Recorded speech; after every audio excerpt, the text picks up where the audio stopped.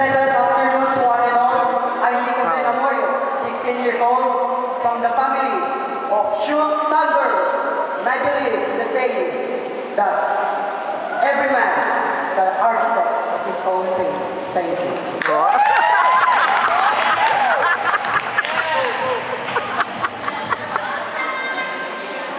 I believe in saying that life is just a matter of choices.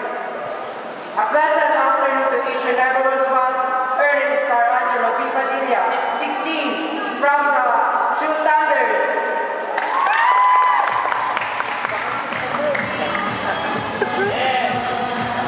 Good afternoon, ladies and gentlemen.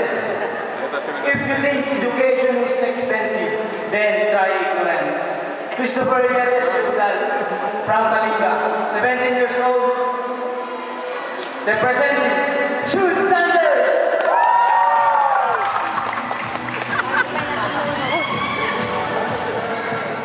I think therefore that I am.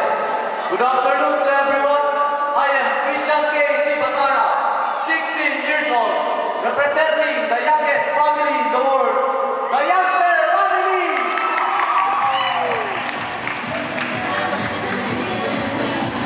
Good afternoon to all of you. A man with knowledge is nothing without virtue. Jeffers Alejandro Ruiz III, AB